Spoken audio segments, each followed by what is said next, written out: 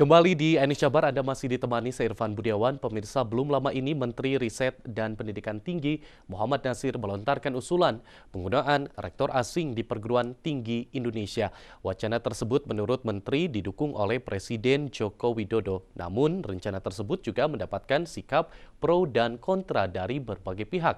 Perlu dan pentingkah Indonesia menggunakan rektor asing? Serta terjaminkah kualitas pendidikan tinggi jika menggunakan rektor asing?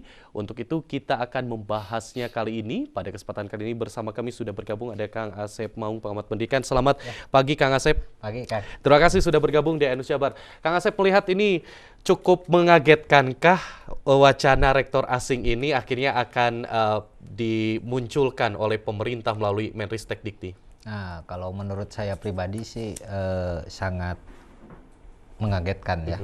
Dan keputusan-keputusan dari Menristek ini saya rasa banyak menuai kontroversi. Sebetulnya tidak hanya perkara rektor asing ini, sebelumnya juga terjadi polemik terjadi di beberapa kampus ya. Termasuk di acara pemilihan rektor ya di beberapa kampus gitu. Oke, baik. Jadi ini cukup mengagetkan dan juga menjadi polemik. Melihat bahwa tujuannya sendiri kalau kita mendengarkan dari Menristek-Dikti ingin kualitas pendidikan tinggi di Indonesia agar juga bisa masuklah 100 besar seperti itu. Apakah tepat penggunaan rektor asing ini menjadi salah satu solusinya agar masuk di 100 besar seperti itu?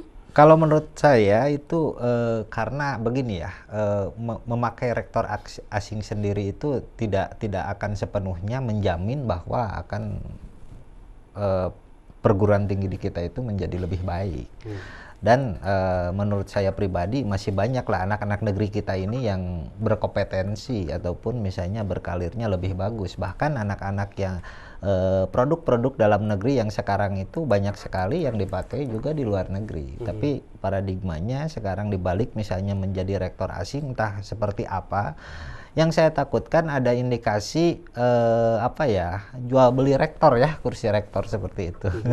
Oke, baik, indikasi jual beli kursi rektor. Ya. Dan kalau melihat rektor asing akan misalnya masuk ke Indonesia seperti itu. Apakah ini juga poin bahwa Indonesia sendiri dalam artian Menristek-Dikti gagal juga ini membina tentunya para pendidik terutama agar bisa jadi lebih baik seperti itu? Kalau saya melihat dari reputasi sejak beliau menjadi Menristek-Dikti, saya boleh bilang gagal ya untuk menciptakan pendidikan ataupun misalnya kelas-kelas hasil mahasiswa ataupun kampus-kampus untuk menjadi bersaing di internasional. Jadi menurut saya pribadi tidak sepakat lah untuk menjadi rektor asing karena di kita juga banyak lah ya.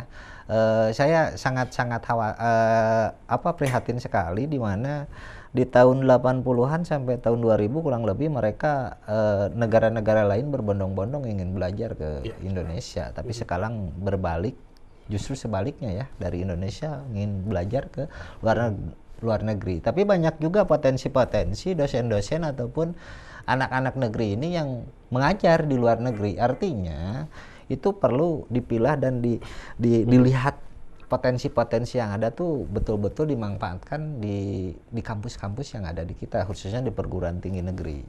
Oke, baik. Kalau melihat juga para rektor asing ini yang akan tentunya dan bahkan sudah katanya diamini oleh Bapak Presiden seperti itu. Apa kekhawatiran ketika para rektor ini benar-benar bisa mengawal sebuah perguruan tinggi di Indonesia ini? Kekhawatiran yang paling pertama itu kan masalah unsur kultur ya. Terus keadaan di negara kita itu seperti apa, mereka mungkin harus menyesuaikan dan seperti apa. Dan yang perlu diingat bahwa setiap perguruan tinggi itu kan banyak juga, kurang lebih itu 11 PTNBH ya yang ada di Indonesia. Emang secara aturan itu boleh siapa saja menjadi rektor PTN atau PTNBH yang ada di Indonesia, yaitu melalui pemilihan melalui MWA ya kan. Tapi perlu digarisbawahi bahwa di sana tertuang juga harus warga negara Indonesia. Nah, sekarang kan berbenturan juga. Jadi seolah-olah aturan ini misalnya wacana ini dipaksakan sementara PTNBH sendiri berhak untuk melaksanakan pemilihan rektor sendiri. Itu kan, itu kan ada senat, ada kalangan dari tokoh masyarakat juga dari yang lain itu rektor itu dipilih, tapi perlu digarisbawahi bahwa di situ dipilihnya rektornya itu warga negara Indonesia, bukan warga negara asing. Oke, Itu. warga negara Indonesia itu yang perlu digarisbawahi. Ya, betul. Tapi kalau melihat kenapa kok pemerintah ini tampaknya ngotot gitu agar rektor asing ini dapat ada di Indonesia ini? Justru begini ya, dalam ini kacamata saya untuk beberapa tahun ke belakang juga terjadi juga di UNTAD, di UNES, dan terakhir di UNPAD ya, yang begitu boomingnya kejadian-kejadian rektor di bawah kepemimpinan mungkin Menteri Menristek Dikti ya. Jadi terkadang kalau menurut saya jadi salah kaprah ya. Jadi di situ kalau PTNBH kan menteri itu hanya mempunyai porsi suara 35%, bukan membubarkan atau menyelesaikan yang sampai saat ini juga ada salah satu rektor Unpad, calon rektor Unpad yang mem-PTUN kan ya. Ya gitu. Jadi seperti itulah. Kalau menurut saya sangat tidak sepakat untuk menjadi rektor asing, di mana negara kita ataupun anak bangsa kita masih banyak yang lebih baik juga. Oke, itu akan menimbulkan kecemburuan terutama juga bagi para pelaku pendidikan terutama yang juga sudah cukup lama dan juga bahkan mereka berjuang lah seperti itu.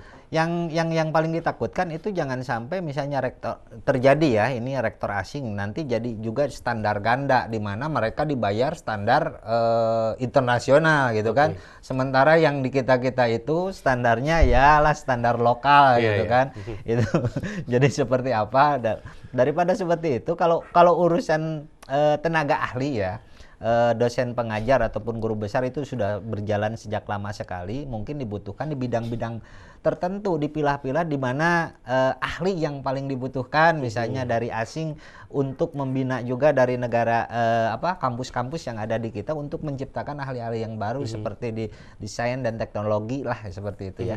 Itu sangat-sangat diperlukan, tapi itu perlu dipilah, tapi bukan untuk menjadi seorang rektor yang ada di Indonesia. Oke, keinginan pemerintah itu agar minimal lah masuk 100 besar seperti itu.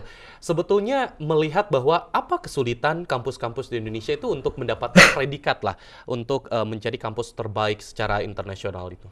Itu berbagai faktor ya yang menjadi penentu hal-hal tersebut. Jadi dari mulai mungkin kesejahteraan yang ada di kampus itu sendiri, dari baik tingkat pengajar ataupun dosen dan rektornya itu perlu dipikirkan, sehingga banyak juga orang-orang yang berkualitas mereka memilih berkarir di luar negeri. Nah itu kan.